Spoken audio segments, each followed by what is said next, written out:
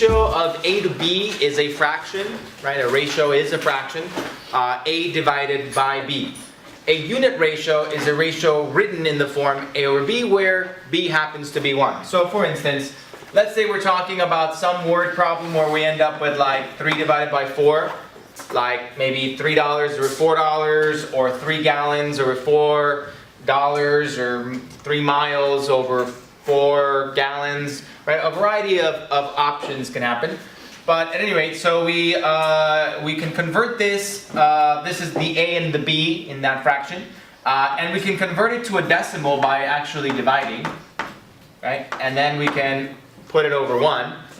And then when we do that, we turn it into a unit ratio. So a unit ratio is when the denominator is 1. And so when you turn it into a unit ratio, it's okay if the numerator stays as a decimal. Okay? Alright, so sometimes it's useful to leave it in a fraction in its most reduced form, with nice integer values in numerator and denominator. And sometimes it's useful to turn it into a unit ratio that has a 1 in the denominator. Particularly when it comes to converting or interpreting the ratio in terms of a word problem. Very often we like to leave this as a 1. Okay? For example, if let's say a car gets, I don't know, 35 miles per gallon. Okay, 35 miles per gallon. Well, this per thing, we often just put a slash through it. 35 miles per gallon, right? So a way to describe this is to say that this means 35 miles divided by 1 gallon, right? So that's what this means. So how would you interpret this? 35 miles per gallon means that for each gallon, for each one of these things, you get this many miles, right? 35 miles per gallon. For each gallon, you get 35 miles.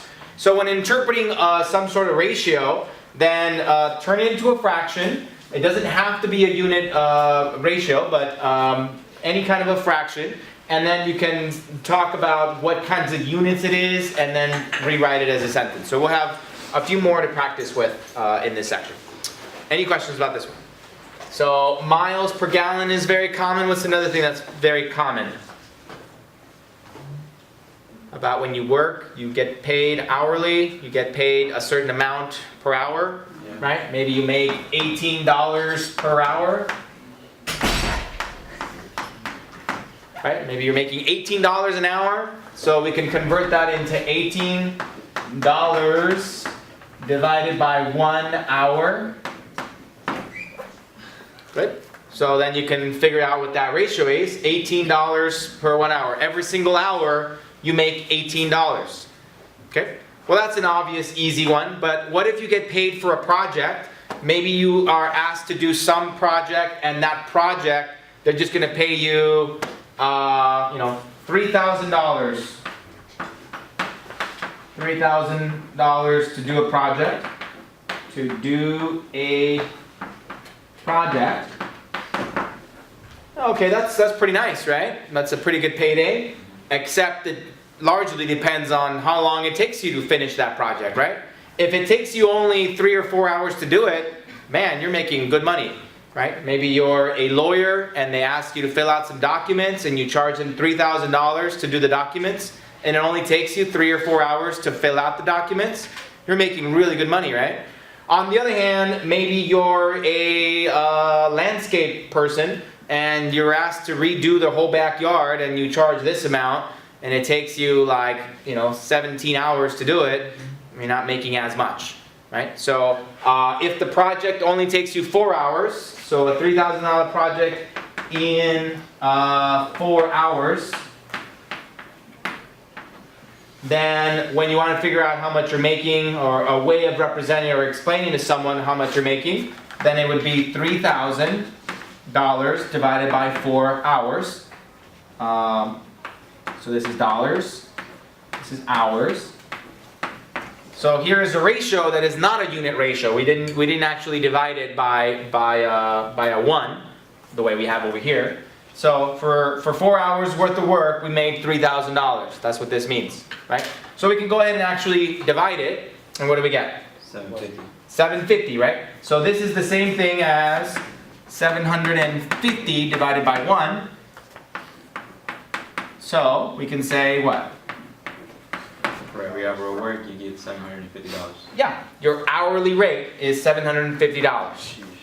Good, good. It's not bad, right? Nice. Get one of those jobs. They're out there. If you're choosing, why not choose one that makes more money, right? Okay. Suppose a quantity y changes steadily from y sub 1 to y sub 2. As a quantity changes steadily, steadily from x1 to x2, then a rate of change of y with respect to x is the ratio of the change of y with, to change to x. So change in y divided by change in x is equal to y sub 2 minus y sub 1 over x sub 2 minus x sub 1. That looks awfully familiar, right? What does that look like?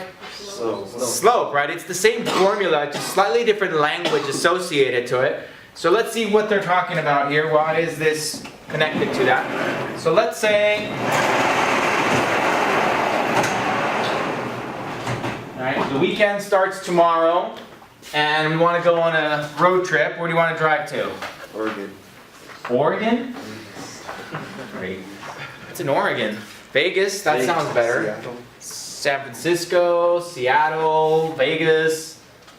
Let's go to Vegas.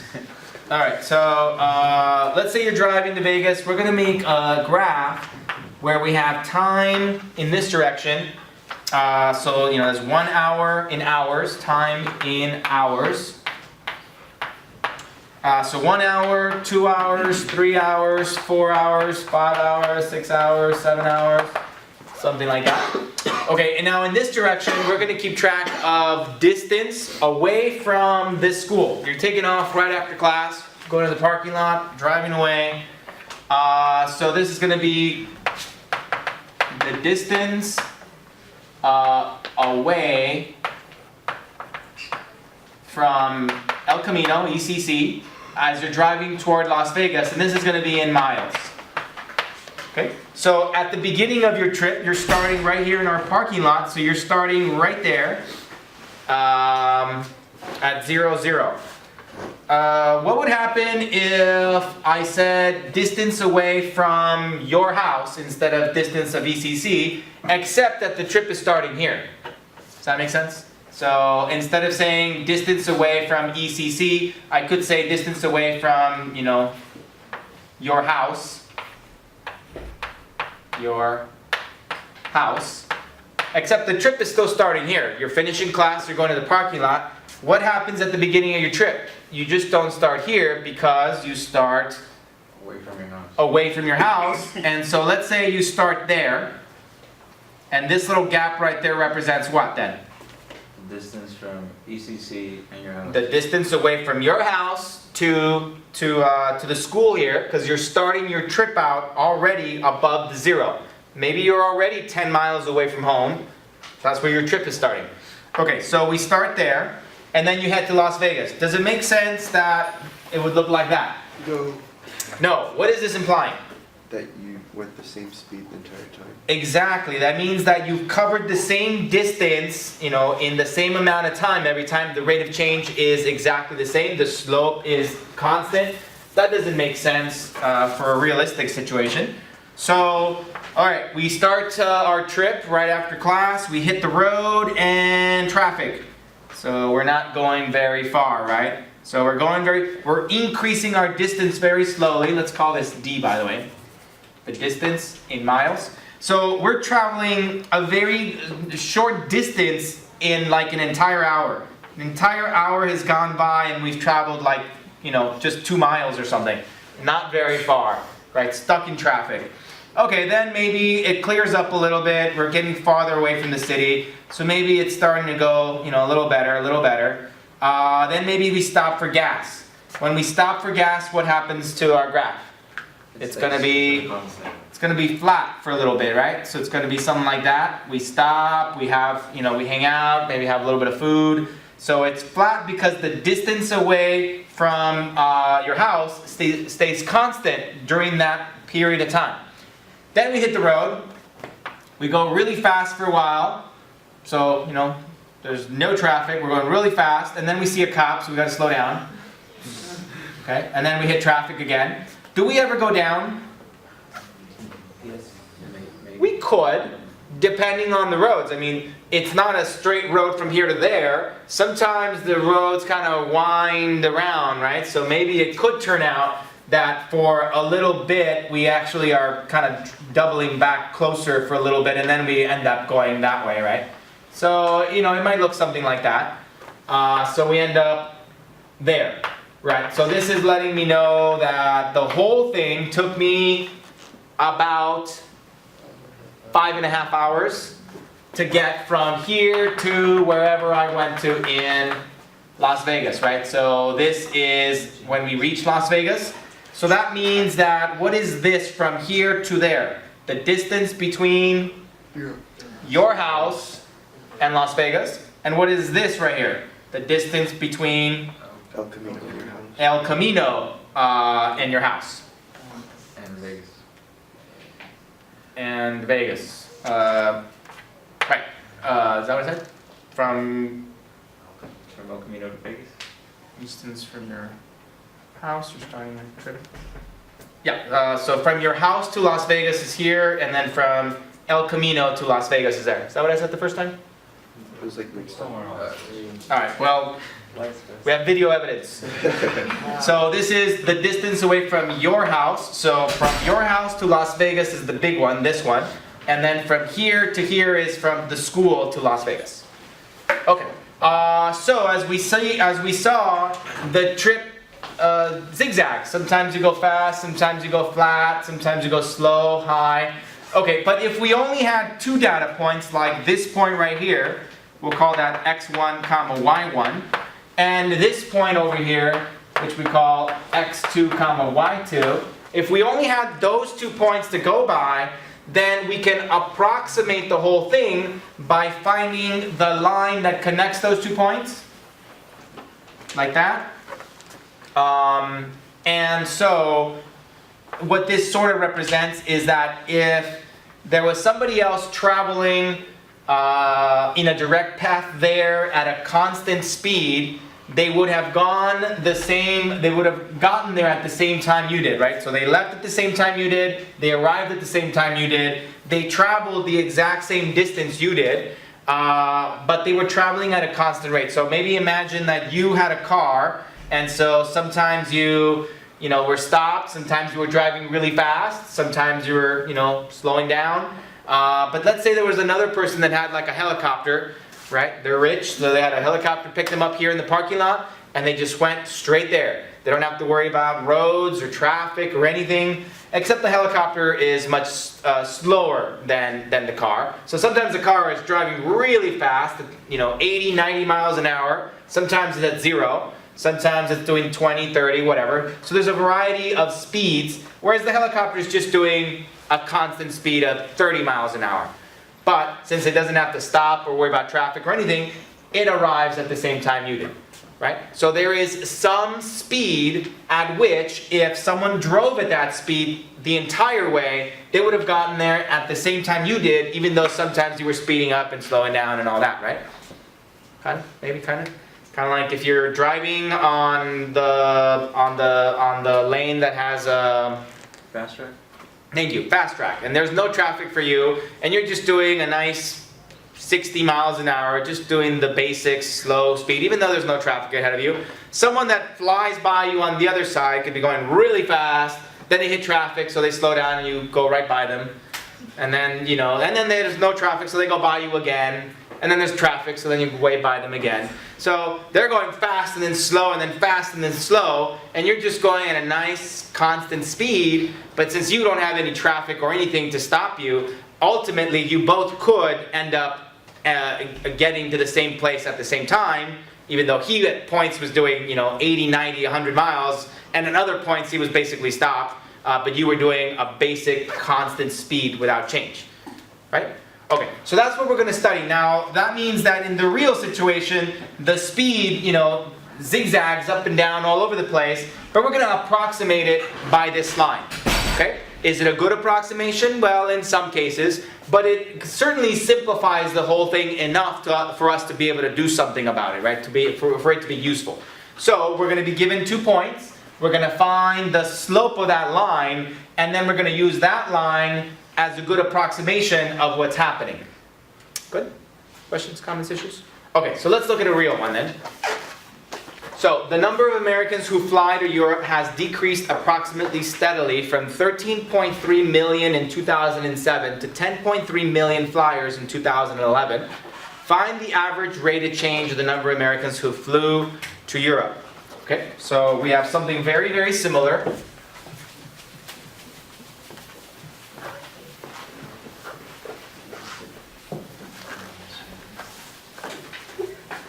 So let's try to picture this. So what kind of a thing is in this direction? Do we put a number of Americans who fly to Europe here? That's the first number that appeared, so that's the first one that goes here? No, we have to think about which one is the dependent variable, which was the independent variable, right? So what makes more sense? To say that the number of Americans who fly to Europe depends on the year, or that the calendar year depends on the number of Americans who flew to Europe? First one. Right? The first one makes more sense, right? If I ask somebody how many Americans flew to Europe, it's a perfectly valid question for them to say, well, which year? 1997, 2005, what year? Okay, but the other way doesn't make any sense. If I said, hey, what calendar year is it, right? I got on a time machine, I don't know where I landed, and I stop someone and go, hey, what year is it? And they go, well, how many Americans flew to Europe? I don't know, what do you mean? I just want to know what year it is, man. So it just doesn't make sense to do that. So the number of Americans who go to Europe, flew to Europe, depends on the calendar year. That means that this is the independent variable, this is the dependent variable. So the independent variable is going to be years, right? We'll specify that a little more in a second. And in this direction, it's going to be n, the number of Americans who flew to Europe. Number of Americans that fly to EU, European Union. Okay? Alright, so in this direction, do we just put in calendar years? So we put in like 2007 or something in there? No. No, we like to use t-values, right? Where t is the number of years from a convenient starting point. So why don't we label this as, we're going to let t equal the number of years since, that's a good one. It didn't give it to us, right? So it's up to us to choose whatever we want. In some word problems, they very specifically define what they want you to do. But now they're taking the training wheels off and they're making you choose it yourself. So what's a good year to start with? 2000. How about 2000? It's a nice round number. It's not like the correct answer. It's just a choice. It's a good choice. It's a nice round number. And given that we have information from 2007 and 2011, it makes it a nice, pretty value to work with, okay? Alright, so we're going to have information this way. Now, we were given 2 points of interest. We know that there were 13.3 million in 2007. And there were 10.8 million in 2011. So this translates into the ordered pairs 13.3 comma 7 and 10.8 comma 11. Is that right? I did something wrong. What's wrong with that? The order is important, right? And we just established that the year is the input value, right? You give me a year, I output the answer, which is how many Americans flew to Europe. So this has to be the other way around. The year, comma, the number of visitors. All right, so this has to be 7, comma, 13.3, and this has to be 11, comma, 10.8. Okay, so we have 2 data points. Here is 0, which is the year 2000, then 1, 2, 3, 4, 5, 6, 7, 8, 9, 10, going 11, 12, 13, 14, that way. Okay, so 1, that's 2001, 2, 3, 4, 5, 6, 7, 8, 9, 10, 11, 12, 13. Okay, so we have, in this direction, millions of visitors, and we are going from 10, 13, so let's do like 2, 4, 6, 8, 10, 12, 14, 16, 18, 2, 4, 6, 8, 10, 12, 14, 16. Okay, so just a nice rough sketch. So 7, 13 point something is, somewhere around there. And then 11, 10.8, I don't know, somewhere around there. So we only have a very limited snapshot of the real information, right? So in reality, the number of Americans that fly to Europe is probably some sort of jagged thing that goes up and down, right? Sometimes there's more, sometimes there's less, that kind of a thing. But this thing tells us that it's approximately linear. So maybe it's not as crazy as I drew it here. Maybe it does go up and down a little bit, but not as bad. Maybe it's a little more tamed when it does something like that. At any rate, we're just going to assume it's approximately linearly associated. So we're going to draw a line that connects them. So we're going to look at this.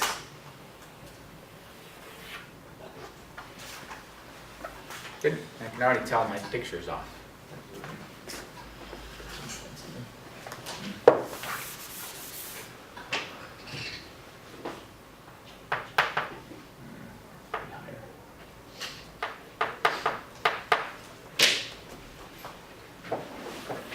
Something like that. Right? So in reality, it's some sort of a jaggedy thingy, whatever, but we're going to assume it's approximately linearly associated. We have 2 data points. We have this point right there, which was the point 7, 13.3, and we have that point right there, which is the point 11, 10.8. And so now we want to find the average rate of change, right? Sometimes it was high, low, right? But on average, the rate of change is the slope of the green line. Good. So let's find that slope. So let me space here. So what we have is 7, 13.3 and 11, 10.8. So we want to find the slope. So n equals 2. So 13.3 minus 10.8 divided by 11 minus 7. What's wrong with that? The numbers are backwards. We had this desire to put the largest number first and the smallest because it's nice and pretty. It's not up to us. I chose to start there, right? This point minus that. So then I have to start there for the denominator. It has to be 7 minus 11, right? I chose to start there in the numerator. I got to continue it there in the denominator. All right, so this is going to be equal to 2.5 divided by negative 4.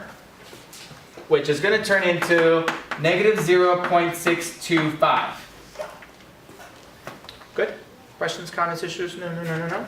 Okay, so back to my picture. So that is the slope. That is the slope of this green line. Right?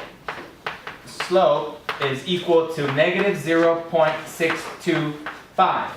How do we interpret that? Right? So interpreting a slope, always turn it into a fraction again. If it's not a nice, obvious fraction already, all you have to do is put a 1 underneath it. Magically, it's a fraction, right? And now think about what kind of units is in the numerator, what kind of units is in the denominator, and that'll guide you toward coming up with a sentence that describes the slope. So in the denominator, this is 1 kitten, candy bar, $1, 1 gallon. What kind of thing is this? 1 year, okay? Year. And this is 0.625 million people. millions of people that go to, Americans that go to the EU, right? Americans that fly to EU. So I mean, you don't have to put a whole sentence when you're doing this. It's when you put it together, you know, your final sentence that you want to be specific. So let's put a sentence together. The slope means that. For every year after 2000, Okay. maybe. Well, sure.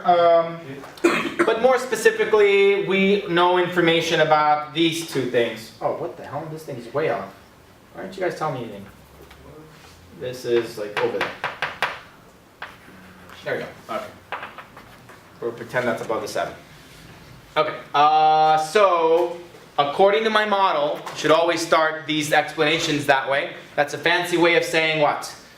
I'm just guessing. I don't know. I have very limited information. I'm just making a nice fancy math guess. So, according to my model,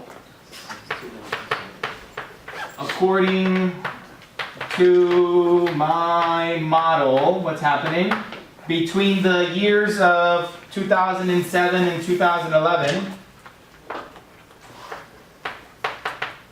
between 2007 and 2011, the number of Americans who flew to Europe, the number of Americans that flew to the EU, Europe, European Union, decreased, right? Decreased because it's negative. Decreased by, okay, good. So now converting this 0.625 million, since this is in millions, right? In millions. 0.625 million is equivalent to 600, right? We moved the decimal over 6 spaces to account for the millions, is equal to 625,000. So you can write it as 0.625 million if you want to, but 625 just sounds better than 0.625, right? Okay, so according to my model, between 2007 and 2011, the number of Americans that flew to the EU decreased by 625,000 each year. Well, sort of. Decreased an average of 625,000 people each year, right? We're not saying that it was exactly that every single year. Maybe some years it was less than that. Maybe some years it was more than that. You know, it kind of zigzagged a little bit. But we're saying that on average, it was 625,000. By an average of 625,000 per year.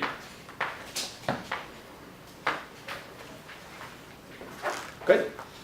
Any questions? Place to the right on the 0.625. 0.62. Oh, because this is in millions. So when it says 1 million, right, you can convert 1 million, let's go to 2 million, and we want to write it out, expand it out. What does the million part say? Well, it means that we add 6 zeros, or that we're moving the decimal space that used to be right there, and it was right there, and we're moving it over 1, 2, 3, 4, 5, 6 spaces. So move the decimal over 6 spaces. If we do that here, we end up with 1, 2, 3, 4, 5, 6. So we end up with 625,000. It just sounds better to say 625,000 than 0.625 million in some cases. Good? Good. Questions? Okay, so we found the slope. We were able to interpret this slope. Next, we want to find the equation of the line. So if we want to find the equation of the line, we need to figure out where that line is going to eventually do what? Where it's going to eventually, let me erase this part here.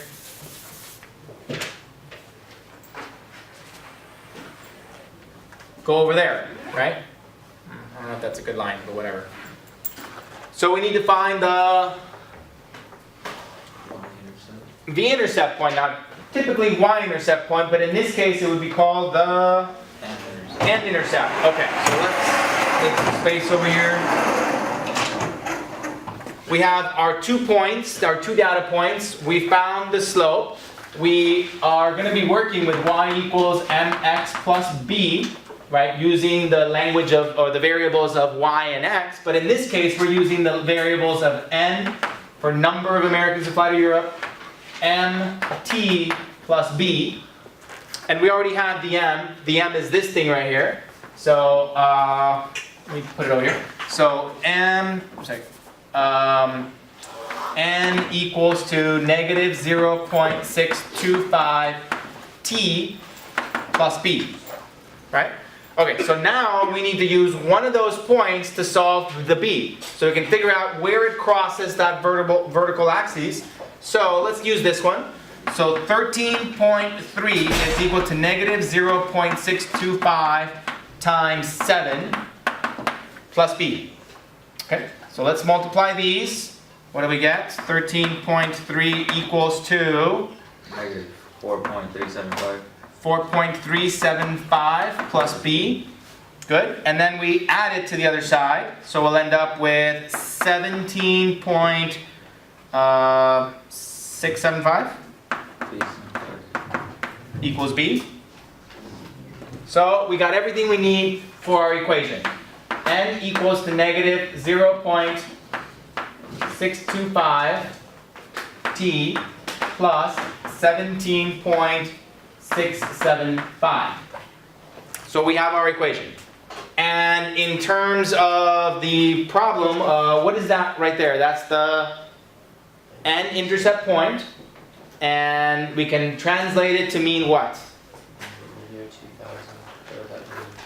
In the year 2000, there were 17.675 million Americans, right? So going back to here, we found that this point over here is 0,17.675. Was it 675 or 25? 75. Okay. So according to my model, in the year 2000, because that's what we described this to be, in the year 2000, there were 17.625 million Americans that flew to Europe. Good? That's what that means? Good, good, good. Are we confident about that answer? Did you bet money on it? If we did go to Vegas, huh? Put your money down on 17.625. No, Winner, winner. No? Why not? We did all this great math work. Why aren't you confident with it? because it's passed outside. Ah, it's extrapolation, right? We know information about these 2 points, and even as it is, 2 points is very limited information. But at any rate, we're at least a little bit more confident about the results we would get in between these years. We can kind of think that the pattern is going to stay right, sort of consistent between those years. So we're more confident there, interpolation. But on the outside of those, we're less confident, right? That, I don't know, I'm not sure. Maybe the pattern continued the same all the way back to 2000, or maybe the pattern was different. Maybe it went that way, maybe it went that way, right? I don't know what was happening in this gap of time. Since I have no other information, that's still my best guess, but we're just recognizing that it's a really big guess, right? It might be wrong. And in some cases, when you do this, you end up with something that just makes no sense. Absolutely no sense. So for instance, you know, this line is going to continue to go that way, and so more and more and more people, and at some point it's not going to make any sense at all, because at some point you're going to get an answer of the number of Americans that flew to Europe. At some point you're going to get an answer that's so big that it's bigger than the population of the entire country. I'm like, oh, well, that doesn't make any sense. How could it be that in 1940, you know, 700 million Americans flew to Europe, but there weren't even that many Americans around back then? So at some point it'll give you something silly, because there's no guarantee that this pattern continued that way forever and that way forever. But we do what we can. Any questions? No? Okay, what else can we do? Why don't we use our equation now to make some predictions? Like, let's say we wanted to find out, when will there be no more Americans flying to Europe? When will travel between the US and Europe end? All right? How do we do that?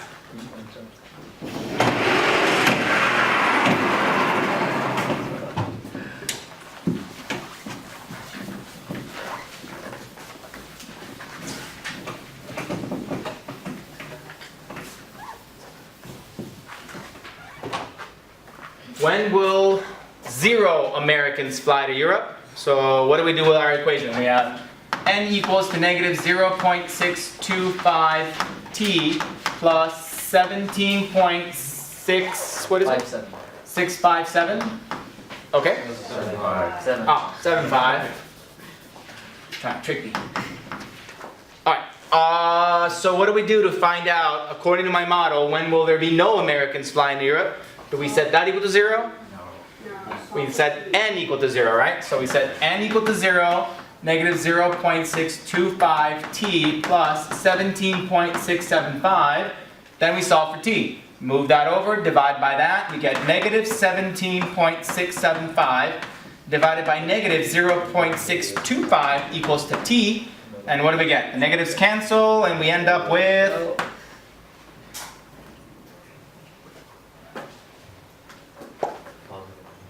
positive.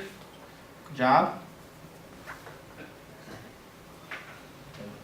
It's a number. Good job. Starts with a 2, I think. 20 something? Ah, 28.28 equals to t. All right, what did we just find on the graph? It's the formerly known as the x-intercept point, but in this case it's the t-intercept point at 28.28. 28.28, that's way over here. All right, so let me erase some of this things over here. So now if I continued my line this way, the pattern continued, eventually it would cross the t-axis. And so we're saying that this point right there is the point 28.28 comma 0. Right? And in terms of my word problem, that's saying that in the year 2028, right? 28 years after the year 20, that the number of Americans who fly to Europe is going to be 0. Right? And that again doesn't make sense, right? So the model has clearly broken down. Good. So if you encounter something like this on a homework or test question, you do the math, you get the actual mathematical answer. You can write a sentence to interpret what that answer means, but then you could just put a little note on the bottom that it doesn't make sense. This is a place where the model has broken down. Right? Models are made to be broken. They work for a segment of the domain. Maybe they work great to predict things right around here, but maybe they just stop working that way. Right? Good? Questions, comments, issues? No. Okay, why don't we use it to predict something a little closer then? Why don't we use it to predict what's going to happen in 2018? Number of Americans who fly to Europe in 2018.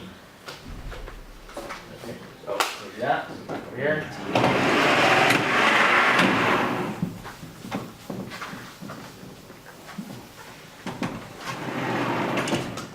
So we had our formula, n equals to negative 0.625 t plus 17.675. Right? This is a formula where you tell me t, the number of years starting in 2000, and the whole output is how many Americans went to Europe. Okay? So in 2018, what is the t value going to be? 18. Which means that to solve this, we need n equals to negative 0.625 times 18 plus 17.675. Okay, so what is this? Multiply that, add it to that. What do we get? 6 point what? 425 million. Okay, so according to my model, in the year 2018, there will be 6.425 million. 6,425,000 Americans that fly to Europe. Okay, so let's write that. According to my model, in the year 2018, 6,425,000 Americans will fly to the EU. Questions? No? No? No? Okay, one more thing. If we go back over here, you know, we very arbitrarily chose this value here. This value, the year 2000, we just kind of chose it at random, right? We chose that number. It was a nice, convenient round number. We converted our calendar years into ordered pairs. And then we found the slope, and then we found the intercept points. But when we found the b value in our equation, when we found this number, we needed to do a little bit of work, right? We found the slope, and then we picked one of these points, we plugged it in to solve for b. Wouldn't it be really convenient if one of these points was the intercept? If this was 0, 13.3, then we wouldn't do it. We would not have to do any more work there, right? The b is that, so we would just plug that in. It would make life a little easier. So, since you got to choose this, you could just force that to happen. What can we choose here? We can make this the year 207, right?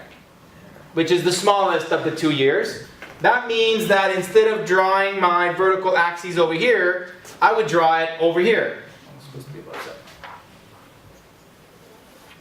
Where this is, where formerly the 7 was. Which makes that the intercept point. Now, does that affect the slope of the line? No, right? Me scooting this thing this way or that way does not affect the slope of the line. The only thing it affects is the intercept point. Okay? So if we had chosen 2007, then the slope would stay the same.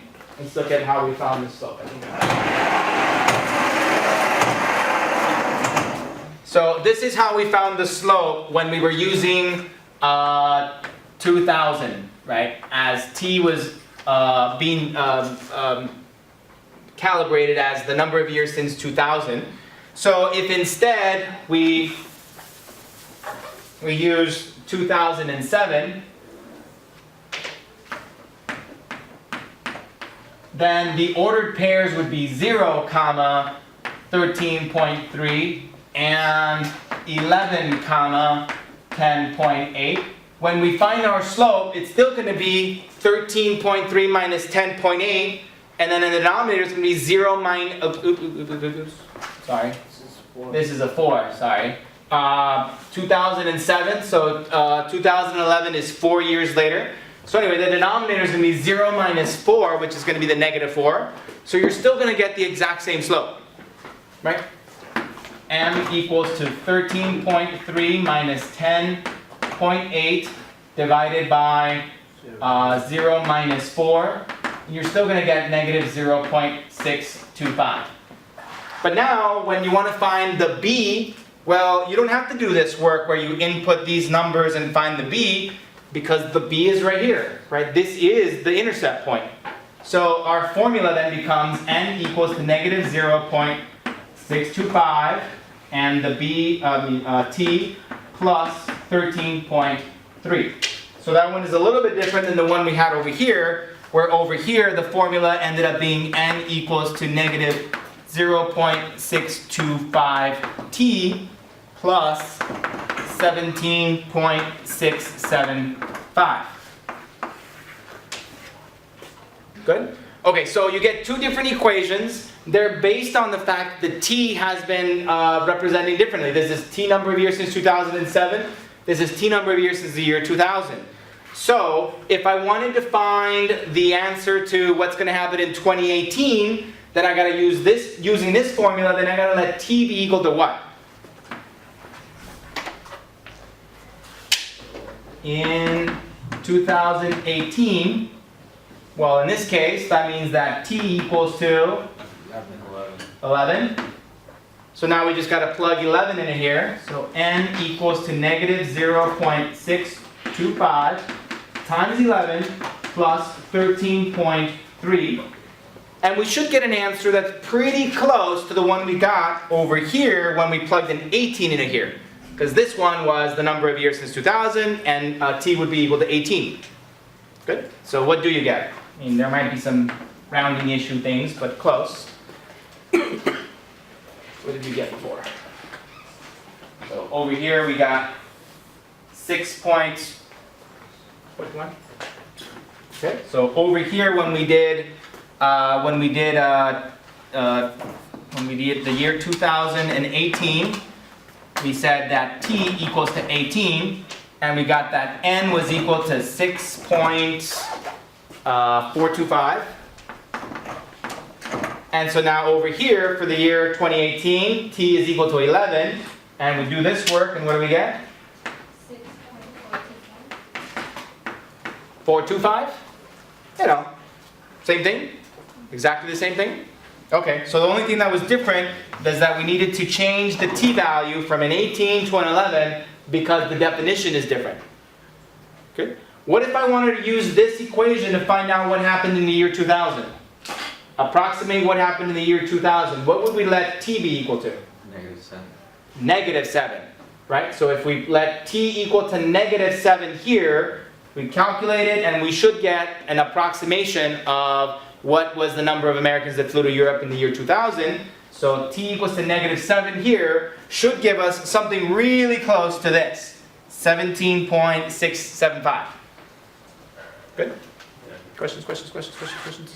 Okay, the percentage of the world's population that lives in rural areas has decreased for the past 50 years. Look at the table. So in 1950, 70% of the world's population lived in what is defined to be as a rural area. By 1960, 66%. Then 1970, 63%, and so on and so forth. So it's been decreasing pretty steadily, consistently. By 2010, there's only 48% of the world's population lived in rural areas. Okay, so we have a pretty good idea of what this is saying. Good? Good? Okay. Let's go back to this thing. Part A. Let f of t be the percentage of the world's population that lives in rural areas at t years since 1950. Okay, so no choice here. They're telling you what the t variable is defined as, or the definition of the t variable. Find an equation of f.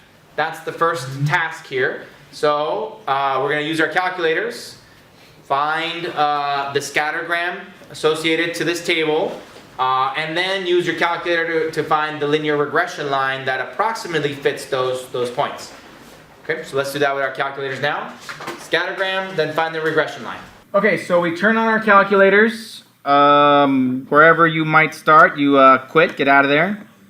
Okay, so clear whatever's on there.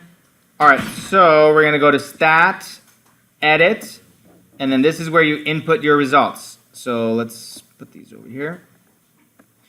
Okay, so I already have them on here. From it says to let t be the number of years since 1950. So that means this would be encoded as 0 for 1950, 10, 20, 30, 40, 50, 60.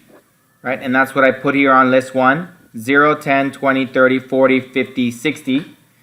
Then percentage of people that live, world population that lives in rural areas. So that would be list 2. So I use my arrows. Right? If you need to delete something, clear the column, hit clear and enter when you highlight the, make the L dark. Okay, when you're done inputting your data, then we got to go over to y equals, and just go ahead and delete or clear anything that's on there that's old, that's going to affect our graph. Then you're going to go to stat plot. Okay, from here I'm going to hit enter. It's already on. It's the scattergram. That's the one I wanted. And it's L1 and L2, little plus signs. There we go. Those are it. And I can hit zoom. And then the 9th option down will do zoom stat. And that tells my calculator to pick a good window for us. So it'll kind of pick a nice window like that. So I can see that that percentage has been decreasing over time. Okay. I can go back to the button that says window, and I can see what the calculator chose. So I might want to change those things, perhaps, so that I can see where things are. So it does include 0 for the x value, so it does include the y axis. And if I wanted to see where the x-axis is, I'd want to drop the y minimum below 0 or below. But let's leave it alone for now. So it looks like this. Okay, so as you can see, it looks pretty close to being a straight line, but not quite, right? It's just a little bit off. Now, you don't have to do this for my class, but for the purposes of this right now, I'm going to go back over here, and I'm going to change this from dots, the scattergram, to this one. Oops. To this one, the one right next to it. What this will do is we'll connect all the points. So then if I hit graph, see how they're all connected? Straight line, kind of like straight lines connecting all the dots. So if I found the slopes of each one of those lines, I would get slightly different answers every time. But what I'm looking for is sort of the average slope of all of them. I'm going to find the line that kind of goes through the center of all of these and is sort of the average rate of change, right? The average slope. Good? Good? Okay, I'm going to turn off these straight line things just because it makes it really messy. So I'm going to go back to stat plot and enter and go back to creating just the scattergram graph. Okay, so now that I have my scattergram, in order to find the regression line, I'm going to go to stat, calculate, down to linreg ax plus b. Oops, linreg ax plus b, enter. And then it's going to be parentheses L1, comma, L2, comma, and then it's going to be that vars thing. So vars, go to the right, enter for functions, pick where you want to save it. It doesn't matter where, so I'm choosing y sub 2. Close parentheses, enter. And I know some of you guys have that newer menu. Just follow your instructions. And then we have a linear regression line where this is the slope and this is the intercept. Okay, so if we go to y equals, it's already written that in there. Negative 0.3571 x plus 70.286. And if we go to graph, it graphed the scattergram as well as that line that goes through there. Okay. Remember, this is not the x-axis down here. So if I wanted to, I can go back to window and I can change this guy to 0 so I can see the x-axis. So there it is. So now I can see the x-axis and the y-axis, and I can see that the line goes that way. So the trend is down. Looks like on average we are decreasing the number of people that live in rural areas. Okay. All right. So let's go back over here. Let f of t be the percentage of the world's population that lives in rural areas at t years since 1950. Find an equation of f. Okay, so we found the equation. And then it asks us to find the slope of the model. What does it mean in this situation? So the slope of the model is equal to, well, we can just go over here, and here's our slope, right? It's this thing. So how does it translate into our graph? This kind of a thing was what? This is puppies, nickels. It's years since 1950, right? And what kind of a thing was this thing? Percent of population, right? So on an annual basis, the percentage of world population that's living in rural areas has been decreasing by 0.357% annually, right? All right, let me write all that down. Okay, so from our calculator question, from our calculator work, we got that y equals to negative 0.357, we'll just round it off to 3 decimal places, x plus 70.285, so that's the equation we got. The calculator always works with x's and y's, but in this case, we're working with t as the number of years since the year 1950, and we're going to use f of t to represent y. So for part A, the function notation would be negative 0.357t plus 70.285, right? Where t is the number of years since 1950. So that means that this is what? The t-intercept. And so we would say that according to my model, in the year 1950, 70.285% of the world's population lived in rural areas, right? That's what that would mean. Okay, good. The slope. So the slope is this thing, negative 0.357 To interpret it, turn it into a fraction. Negative 0.357 over 1. And then we know that in the horizontal axis, we were talking about years. And in this direction, in the vertical direction, we were talking about percentage of world population. Percent of world population that lives in rural areas. Okay. Percent of world population that lives in rural areas. So what's a nice sentence to describe this? Every year after 1950, Every year, every single year after 1950, 0.357% of the population lives. the percentage of world population that lives in rural areas decreases by 0.357%.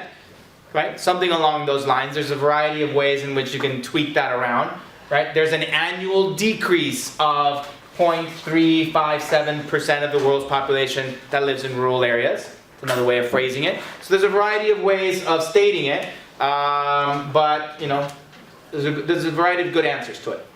Okay, part C, estimate the number of people who live in rural areas in the year 2020. Okay, so what do? In the year 2020, what are we going to put in for T? T equals,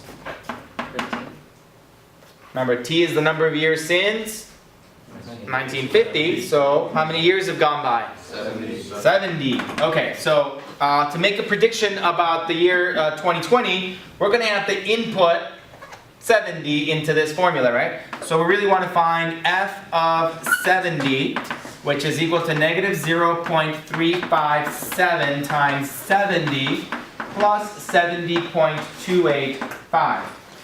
Okay, so don't forget this is a negative. And what do we get?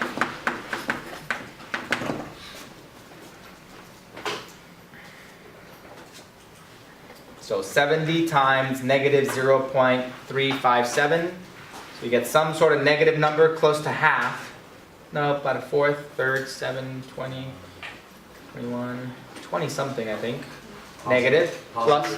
Positive 45.295. Is that the whole answer? Yeah. 45, what? 0.295. 295, okay? Is that what people are getting? Yeah. So, if I ask you to write down a sentence, according to my model, the year 2020, there will be 45.295% of the world's population will be living in a rural area. Okay? Don't forget that we chose to input all the values in our table, we inputted them as percentage ones, right? Not as decimal representations. Okay. But did we answer the question? It says, estimate the number of people who will live in rural areas in 2020. This isn't the number of people, this is the percentage of the world's population, right? This is percent of the world's population. So it says the world population in 2020 is going to be assumed to be 7.6 billion people. So what do we have to do? We have to convert this into its decimal representation of 0.45295 and multiply by the 7.6 billion people. And what do we get?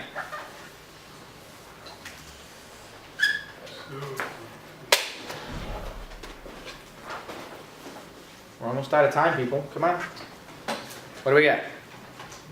About half? 3 point something maybe? 3.44 billion people. So, according to my model, in the year 2020, we estimate that about 3.44 billion people are going to be living in rural areas. Good?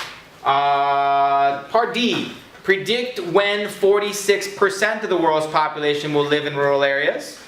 Okay, so we use our equation, and this time we replace the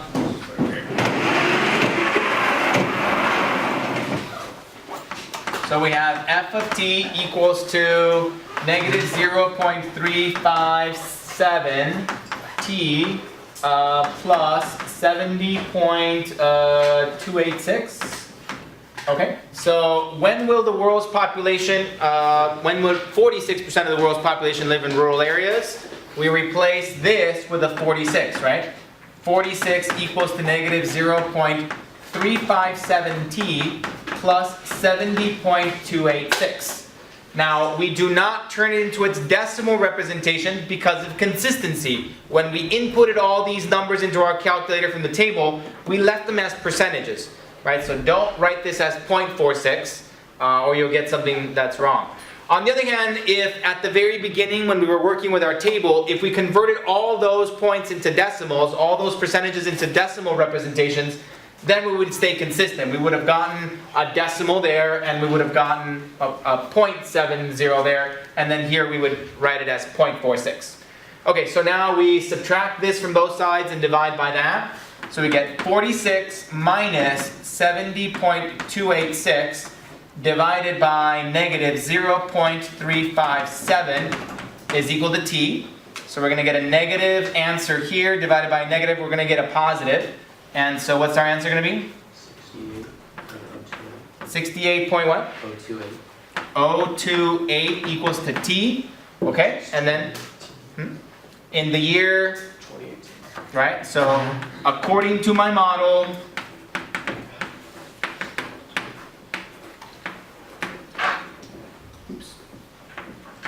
there will be 46% in 2018, 46% of the world's population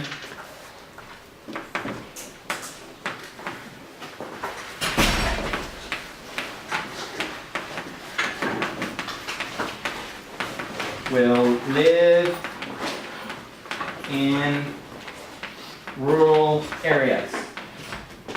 Right? So that's the sentence, and then the ordered pair connected to this would be equal to 68.028 comma 46.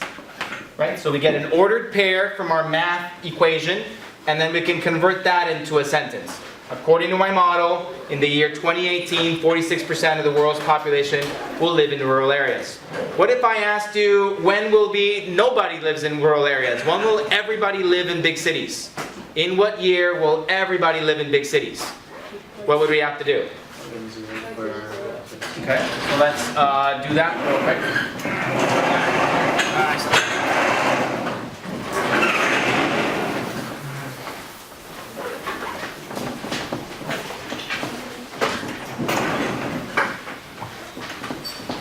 So everybody will live in big cities when nobody lives in, or 0% of the world's population lives in rural areas.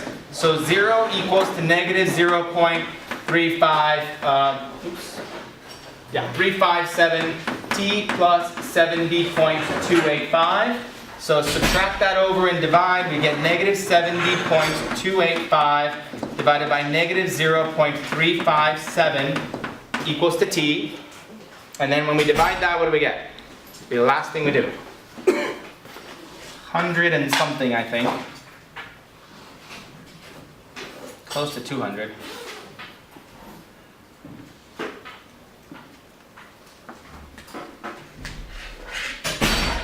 $196.87 or 888 if you round to. Okay, close to there. T, so approximately 196. And what year would that be then? The number of years after 1950. So this represents the year 2046.87. So pretty close, approximately pretty close to the year 2047.